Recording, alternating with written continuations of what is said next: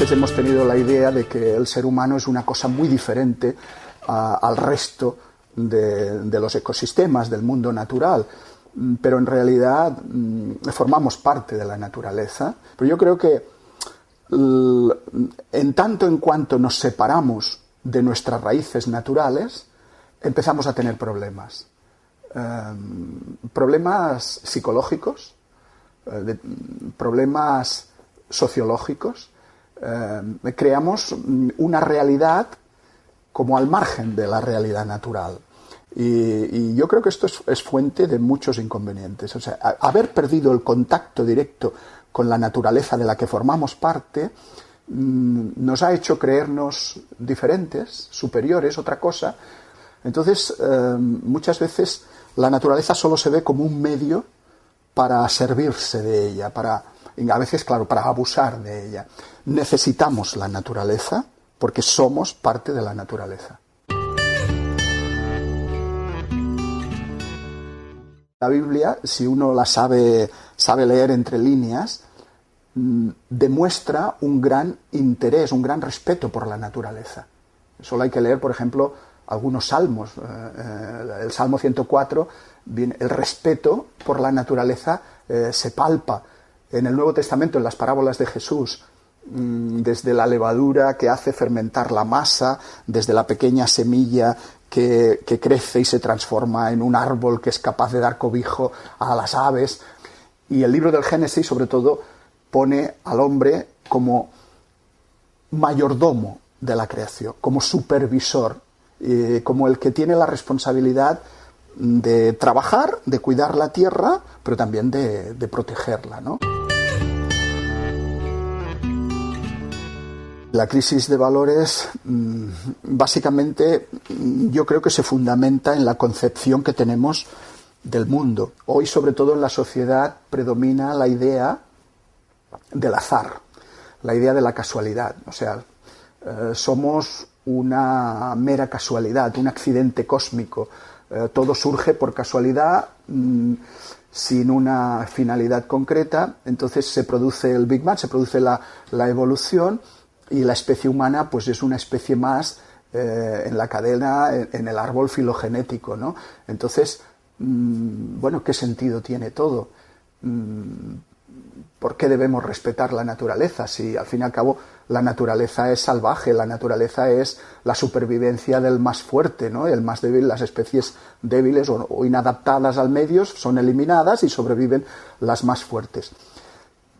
Eso se enseña a los niños ya en las escuelas, se enseña en la universidad, y es la filosofía que empapa toda nuestra sociedad. Entonces, dentro de ese ámbito filosófico, ¿por qué tengo yo que respetar la naturaleza? Si soy el Homo sapiens, soy el rey de la naturaleza, de la creación, ¿no? Entonces, yo puedo tomar aquello que a mí me es necesario para sobrevivir. Si tengo que arrasar un bosque porque necesito madera, lo hago. Si tengo que fabricar pues cualquier sustancia que necesito para mi móvil, aunque contamine mucho esa industria y esté creando el efecto invernadero, a mí lo que me importa es primero yo, ¿no? Yo estoy usando la naturaleza para mi beneficio, pero ¿qué mundo le voy a dejar a mi hijo o a mi nieto? ¿Qué condiciones ambientales va a tener él? No me preocupa. Lo que me preocupa es que yo pueda vivir bien, no prescindir de mis comodidades, de mis lujos, ¿no? Entonces, claro, esa idea de que el más fuerte es el que sobrevive, que impera hoy, yo creo que está en la base de la corrupción. Es el egoísmo, es decir, bueno, no me importa tomar de aquí, no me importa robar, no me importa hacer esto, porque al fin y al cabo, como no voy a tener que dar cuentas a nadie nunca, como cuando se acabe mi vida no hay nada más. Desde una cosmovisión completamente opuesta, sería desde la cosmovisión de la fe, de la creencia de que hay un ser superior, de que hay un Dios que nos ha creado con un propósito y que nos ama, las cosas cambian, porque este mundo no es mi mundo, es nuestro mundo. Es decir, yo no puedo maltratar el planeta porque no es mío, porque se me ha concedido en usufructo y porque algún día tendré que rendir cuentas también de lo que he hecho. Ahora quizá los problemas son por el petróleo, pero en el futuro serán por el agua. Ya hay países que están comprando yacimientos, están comprando acuíferos en otros países. Sobre todo en Latinoamérica, el primer mundo está comprando la patente de acuíferos, que en el futuro podrán explotar ellos y no los lugareños, ¿no? Hoy nadie puede vivir sin el móvil, por ejemplo, ¿no? Sin el teléfono, o sin el iPad. Todas esas necesidades artificiosas o artificiales creadas, pues nos hacen pensar que son absolutamente imprescindibles. Hace 50 años vivíamos igual de bien o mejor sin esos recursos. Pero si sabemos que para fabricar muchas de estas cosas se está aniquilando determinados lugares de naturaleza, porque hay allá unos recursos, unos minerales que son imprescindibles para fabricar estos aparatos, y que después, cuando nosotros ya no nos sirven estos aparatos porque se han quedado obsoletos, cuando se convierten en desechos, no queremos tampoco los desechos aquí porque son contaminantes y se los llevamos a esos países que primero nos dieron los recursos, pues es una injusticia global que estamos sufriendo. Y esto es lo que denuncia el ecologismo. En realidad la ecología lo que está diciendo es que eso no es justo, y que el primer mundo es el principal culpable de esos ecopecados de la humanidad. El primer ecopecado es la contaminación bestial que hemos hecho del planeta. Nuestro deseo desenfrenado de producir cosas nuevas, pues nos ha llevado a ese deterioro del aire, de la atmósfera, deterioro del agua, deterioro de la tierra, de los mares. Otro ecopecado sería, por ejemplo, pues la demografía. O sea, nos hemos reproducido de una manera increíble. Hemos llenado el planeta de personas y de necesidades. Claro, la medicina ha avanzado. Hemos controlado ciertas enfermedades que antes diezmaban a la población, y eso es bueno que la medicina progrese. Pero la ciencia, claro, nos ha permitido ser tantos en el planeta, y ahí también se podría hablar un poco de los mecanismos de control de la natalidad. La desmesura de 7.000 millones de personas en el mundo, claro, contribuye a degradar todavía más el planeta. El crecimiento sostenible sigue siendo una asignatura pendiente. Otro ecopecado sería la carrera armamentista. Es decir, ¿por qué hay industrias para matar? ¿Por qué hay industrias para la guerra? Fabricar armas para enriquecerte con esa industria a costa de la vida de seres humanos. Eso es el mayor pecado que puede cometer el ser humano, yo creo, delante de los ojos de Dios. Los recursos que tenemos, el petróleo, fundamentalmente, es finito. Las grandes bolsas subterráneas de petróleo llegará un momento que se acabarán. La madera con la que antes se fabricaba y con la que se sigue fabricando. A mí me sorprende mucho cada vez que vamos a Latinoamérica, los muebles de Latinoamérica. Son maderas de la selva, las sillas son pesadas, hechas en plan artesano, y es muy sorprendente. Aquí todo eso ya hace tiempo que se perdió. La madera es lo primero que se agota en los ecosistemas. O sea, todos los bosques de Siberia fueron esquilmados por las civilizaciones nórdicas. La isla de Pascua, por ejemplo, quedó sin un árbol por cuestiones de los Moai, ¿no? Había que construir esas rocas en plan religioso y tal, y los troncos de madera eran las ruedas, ¿no?, que permitían transportar, y que arrasaron. Lo cierto es que solo tenemos una tierra y los recursos se acabarán. Claro, quizá con el tema del petróleo pues se van descubriendo nuevos pozos que antes no se conocían, y eso va alargando el problema. Pero llegará un día, efectivamente, que la base del movimiento en el planeta no podrá ser el petróleo, porque se acabará. Mientras exista petróleo, los países productores querrán venderlo, y no van a salir esas alternativas hasta que no se agote lo primero. Entre otras cosas porque ellos han comprado todas las patentes. Parece ser que, como en el ecuador de la Tierra no será posible la vida debido al cambio climático, habrán subido mucho las temperaturas, pues toda la gente de las zonas ecuatoriales se irán a los polos, básicamente al polo norte. El círculo polar ártico todavía tiene petróleo, que está por descubrir. En Alaska, en las costas de Siberia del norte, en los países de Escandinavia y tal. Y por eso actualmente muchos países ya están buscando su trozo de tarta de submarino, el subsuelo del Ártico. Ahí es donde se va a concentrar la industrialización del mundo, porque además las temperaturas bajarán posiblemente en esas zonas y los cultivos se trasladarán hacia el norte. Yo creo que el futuro pasa por reciclar. La conciencia ecológica defiende el reciclaje y ahí sí que nosotros podemos hacer mucho. Después también ahorrar energía. Estamos acostumbrados muchas veces a tener todas las luces de la casa encendidas, ¿no? O usar muchos aparatos, muchos electrodomésticos. A la vez el ahorro, no solo en la factura de cada mes, sino también es un ahorro energético para toda la sociedad. Incluso nuestra dieta alimentaria. Es más saludable comer vegetales, comer fruta, que comer demasiada carne. Un bistec de carne requiere una energía muchísimo mayor para producirlo que 2 manzanas y 2 peras y la fruta. La educación a los niños, la educación ambiental, usar poco el vehículo. A veces usamos el vehículo pues para transportes mínimos, ¿no? Pero también el transporte así en bicicleta pues es algo, sobre todo en la gente joven y no tan joven, pues que se podría fomentar el consumo de productos fabricados aquí, cerca de nosotros.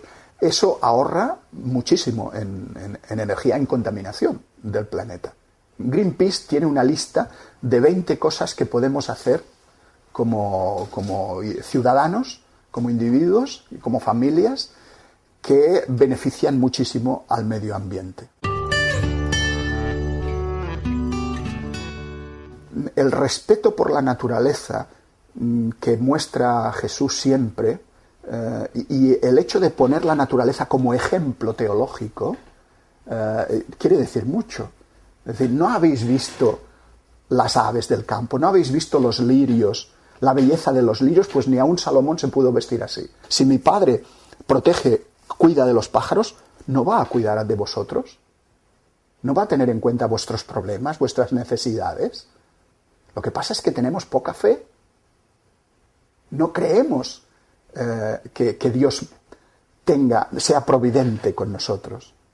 A veces, claro, estamos tan metidos en este mundo del consumo, de que tengo que adquirir, de que me tengo que proveer de recursos para el mañana, que no pensamos que, en definitiva, todo depende del Creador, todo depende de Dios. En los sistemas ecológicos, los productores son los vegetales, las plantas verdes.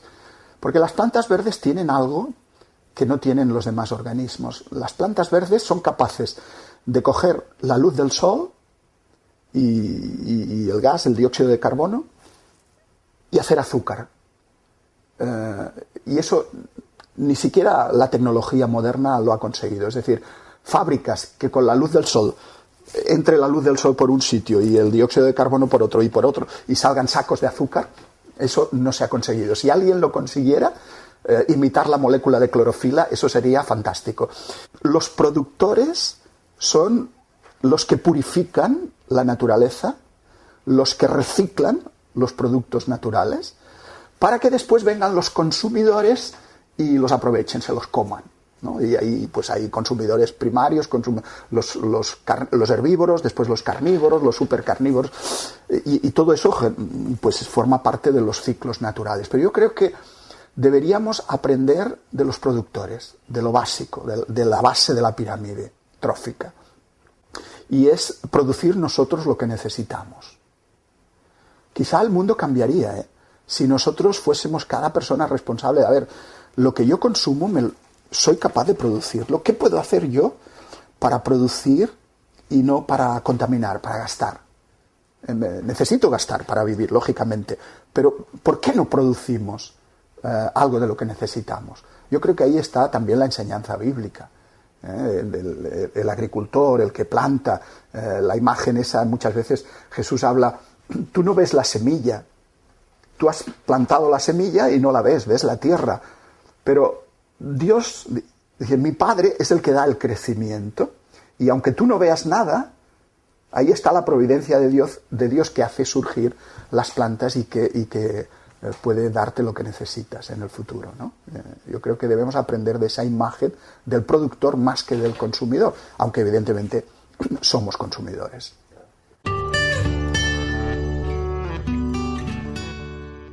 Con poco, con lo necesario para vivir, también se puede ser feliz. Es decir, a veces pensamos que ser feliz es tener muchas cosas, y el que más tiene es más feliz, y no es así, ni mucho menos, ¿no? Se puede ser feliz con vidas sencillas, pero sobre todo solidarias. Es curioso a veces cómo el ser humano, cuanto más tiene, más insolidario se vuelve, y cuanto menos tiene, más abre su corazón a los demás, más comparte con los demás, y más alegría. Esto lo ves, los que viajamos y vamos a países pobres, vemos que la gente es feliz en esos países, a pesar de tener lo imprescindible para vivir. Y en cambio, en los países occidentales, en los países ricos, todos vamos tan rápido y vamos con tanta prisa siempre hacia ninguna parte. La velocidad de nuestra sociedad nos hace perder de vista que la vida no es velocidad, la vida tiene sus ritmos, sus tiempos, y que hay que pararse a pensar y hay que pararse a ver lo que realmente nos hace felices y lo que no. El chocolate, helados de chocolate. El helado de chocolate es lo que más me motiva. Bueno, siempre llevo 2 o 3 libros a la vez, ¿no? El último sería El fin del cristianismo, de William Dembski, que es un libro, más bien es la finalidad del cristianismo, lo que él quiere decir, aunque se titula así, El fin del cristianismo. Y en él pues da una visión de los orígenes desde el punto de vista teológico. Para mí un momento de paz es por la mañana, a las 8 de la mañana o a las 9, sentarme delante del ordenador y empezar a pensar. ¿Cómo escribo esta frase? El artículo que estoy escribiendo, ¿cómo queda? ¿Cómo se entiende mejor? ¿Cómo lo divulgo? Eso me relaja tanto. Me relaja mucho y disfruto mucho en ese. Me genera paz. La fotografía de naturaleza, sobre todo fotografía submarina, fotografía de aves y de animales. Això són ja miniatures, no? Va, què triaries? A que lo sé, a que lo sé. Ostres. El més fosc que hi hagi. Tot i que jo recomanaria... És xocolata negra, oi? Fantàstic. Això és boníssim. Pues moltes gràcies. Salut.